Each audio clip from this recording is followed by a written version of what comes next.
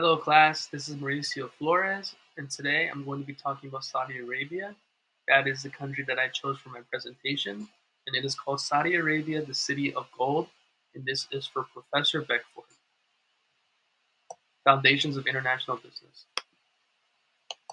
The inspiration behind my selection is essentially just having a desire to explore and understand cultures different from ours in the United States. As someone who's lived in different states of the United States of America and I've come across different walks of life and different cultures, it has expanded my information and just base knowledge of how I can interact with these cultures. And I just wanted to learn a little bit more about Saudi Arabia. It definitely piqued my interest, and I was actually very intrigued by the Vision 2030 plan, just because it's really good for a country to have, a plan to put, just push it, far past the brink of what the people might think it might end up at. And it's really good for them to focus on the infrastructure and building more technology, of course. Research glossary and global research. Saudi Arabia is a vast and beautiful country filled with many riches and intriguing cultures. It is located at Asia within the Northern Hemisphere, and the population goes over a staggering 37.4 million, while the area is 830,000 square miles. Arabic is the official language of the country, but English is also utilized in many daily routines and transactions. Speaking of the languages, some of the most utilized words in daily activity are inshallah, which means God willing, Habibi and Habibti, which means loved one, and Mabruk, which means congratulations.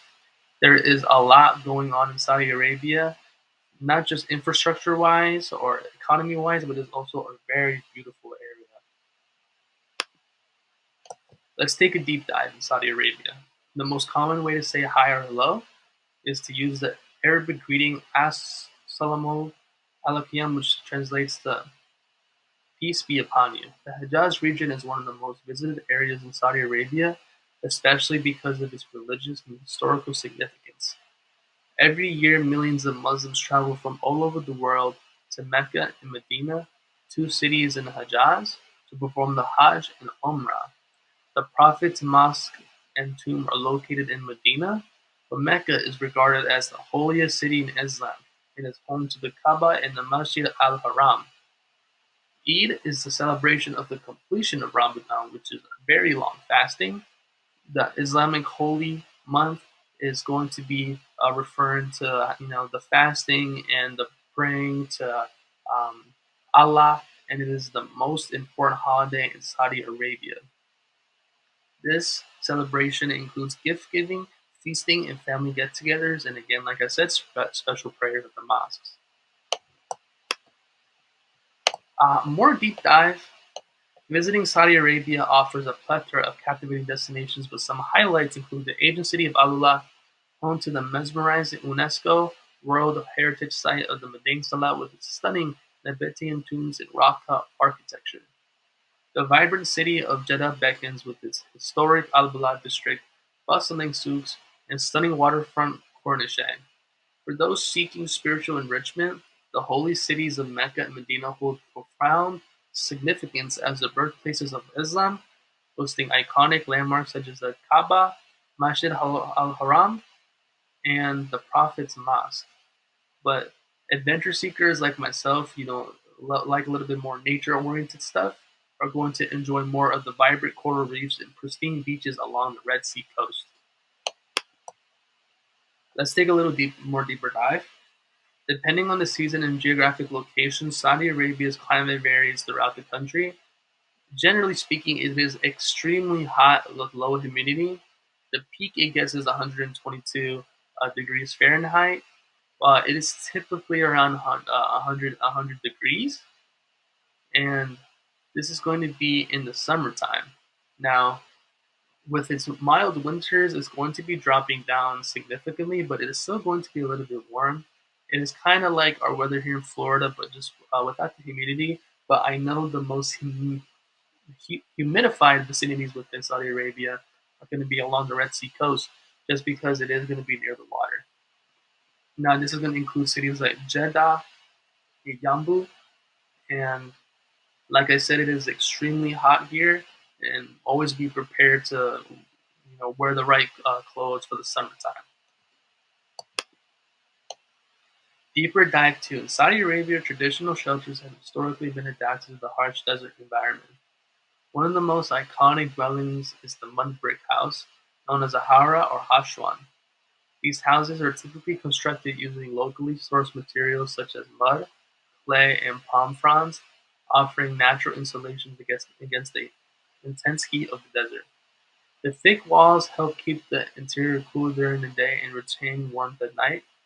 Additionally, nomadic Bedouin tribes that have traditionally lived in portable tents made from goat hair, known as the Bit al-Shala, which are well suited to their mobile lifestyle. Some of the cuisine in Saudi Arabia is going to be a blend of a lot of different things, such as Bedouin, Levantine, and Indian influences, resulting in a diverse array of flavorful dishes. These staples are going to include spiced meat, rice, particularly lamb and chicken for the meat, and it is going to be used, in lots of dishes, especially the kapsa, which is usually accompanied by vegetables and nuts. Now, for the clothing and transportation, they are going to go hand in hand. Now, the headscarf is known as the kutra, and the shimeg is fastened with a black cord called the alqab. This is a staple of Saudi Arabians' men's traditional attire.